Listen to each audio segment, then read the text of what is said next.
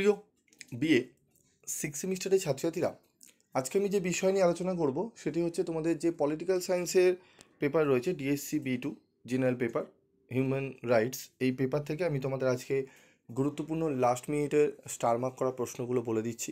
যে প্রশ্নগুলো বলবো সেগুলো যদি ভালো করে যাও 100% কোশ্চেন তোমরা কমন পাবে। প্রশ্নপত্র পেয়েই তোমরা দেখবে সমস্ত কোশ্চেন তোমরা কমন পাচ্ছ।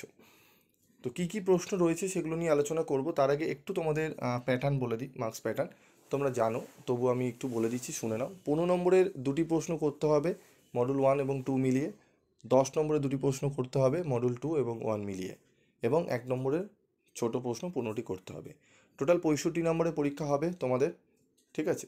তো আমাদের 50 নম্বর যে বড় প্রশ্ন আসবে, 50 নম্বর কমন পেতে কোন কোন প্রশ্নগুলো ভালো করে আমরা দেখব সেগুলো নিয়ে আলোচনা করব অবশ্যই। এবং তোমরা যদি চাও যে স্যার আমাদের 1 নম্বরে যে 15টি প্রশ্ন আসবে ছোট প্রশ্ন, সেই প্রশ্নের এসিকিউ সাজেশনগুলো নিয়ে যদি আলোচনা করে দেন, তোমরা কমেন্ট করে জানালেই আমি তোমাদের ছোট প্রশ্নেরও ভিডিও করে দেবো।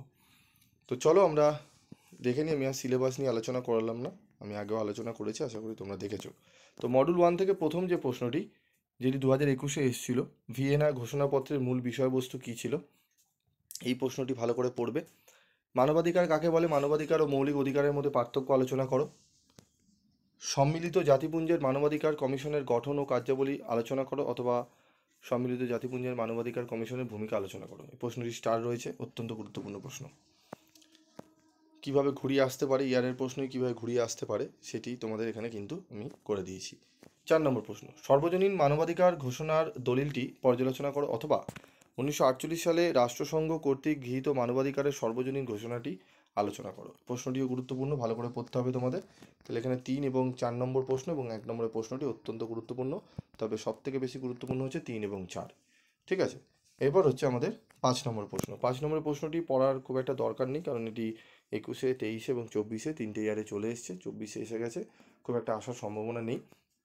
তবু যারা পড়তে চাইছো তারা কিন্তু পড়ে নিতে পারো, এবং আমি তোমাদের জন্য স্টাডি মেটেরিয়াল যে রেডি করেছি সেখানে কিন্তু প্রত্যেকটা প্রশ্নের উত্তর এবং খুব সুন্দরভাবে গুছিয়ে যতটুকু লিখলে তোমাদের টাইম সেভ হবে এবং ভালো নাম্বারও পাবে, সেই টাইম মেনটেন করেই কিন্তু লেখা হয়েছে। অনেক জায়গায় সেটি কিন্তু থাকে না, তোমরা একটা প্রশ্ন দুটো প্রশ্ন লিখতে গিয়ে তোমাদের অনেক টাইম চলে যায়, সেই টাইম মেনটেন করে উত্তরের শব্দসীমা দেওয়া থাকে না, ঠিক আছে? তো আমি সেগুলো মেনটেন করি, তাই জন্য একটু তোমাদের সাজেশান বা নোটস দিতে তোমাদের একটু পৌঁছাতে তোমাদের কাছে দেরি হয়, কিন্তু যখন পৌঁছায় তোমরা জানো তার কোয়ালিটি কতটা বেটার, এবং তারপর যে নাম্বার তোমরা যখন পাও সেটাও তোমরা বুঝতে পারো।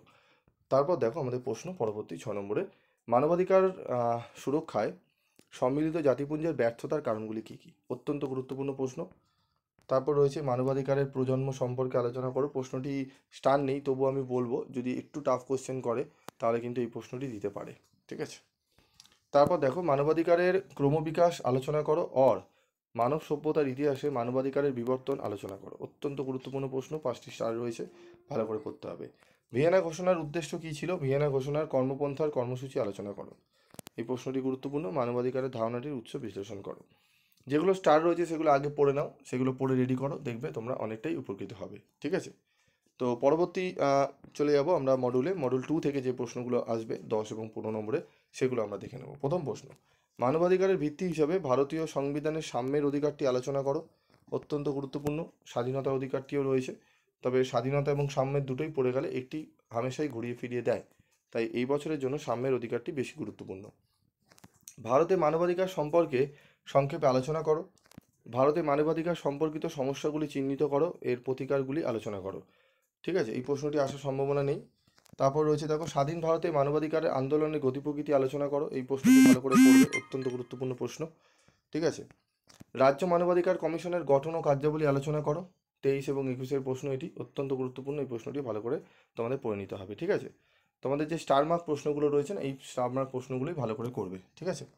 তারপর রয়েছে দেখো আমাদের এখান থেকে যে প্রশ্নগুলো রয়েছে ইম্পর্টেন্ট প্রশ্ন, এই 4টি প্রশ্নই তোমরা পড়ে নেবে। এই 4টি প্রশ্ন পড়ে নিলেই তোমরা এখান থেকে আশা করি একটি 10 এবং একটি 15 পেয়ে যাবে। এই 4টি প্রশ্ন, ঠিক আছে? এই 4টি প্রশ্ন ভালো করে তোমরা রেডি করে নিও। তো আজকের মতো ভিডিওটি শেষ করছি, দেখা হচ্ছে পরবর্তী ভিডিওতে। তোমাদের আর কোন কোন সাবজেক্টের সাজেশান লাগবে অবশ্যই কমেন্ট করে জানাবে, আমি চেষ্টা করব তোমাদের সাজেশান দিয়ে দেওয়ার। আজকের মতো ভিডিওটি শেষ করছি, দেখা হচ্ছে পরবর্তী ভিডিওতে। সকলে ভালো থেকো, সুস্থ থেকো।